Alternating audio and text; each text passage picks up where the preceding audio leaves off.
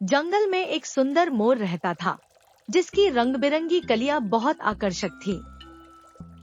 एक दिन मोर ने सुनी एक मधुर आवाज। वह एक बुलबुल थी, जो बहुत मीठी आवाज में गा रही थी। मोर ने सोचा, यह बुलबुल कितनी प्यारी आवाज में गाती है। मेरी सुंदरता तो सब देख सकते हैं, लेकिन मैं गा नहीं सकता।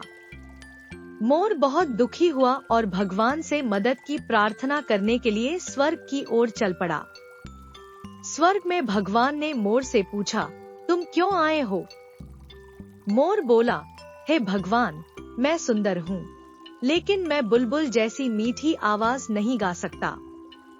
भगवान ने मुस्कुराते हुए कहा, तुम्हारी सुंदरता ही तुम्हारा उपहार है, उसे कीमती समझो। तभी एक बुद्धिमान उल्लू आया और बोला, मोर, तुम्हें अपनी सुंदरता का मूल्य समझना चाहिए। उल्लू ने कहा, तुम्हारी रंग बिरंगी कलियां सबकी आंखों को लुभाती हैं। तुमने कभी इस पर ध्यान क्यों नहीं दिया? मोर को समझ में आया, मैं जो हूँ वही खास हूँ। मोर ने अपनी सुंदर कलियों को गौर से देखा और महसूस किया कि उसकी खूबसूरती कितनी अद्भुत थी।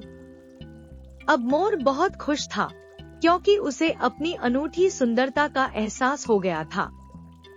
हालांकि मोर नहीं गा सकता था, उसने खुशी से एक मधुर ध्वनि में आवाज निकाली। जंगल के सभी जानवर मोर को देखकर उसकी सुंदरता की सराहना करते थे।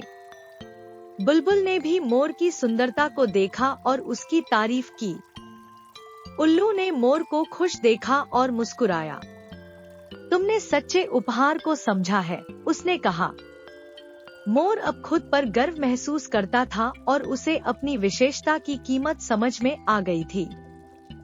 अब मोर जंगल में हर रोज खुशी से नाचता और गाता था। मोर ने सीखा कि हमें अपनी अनूठी विशेषताओं की कीमत समझनी चाहिए। और इस तरह मोर ने अपनी खूबसूरती को समझा और खुश रहने का राज जान लिया।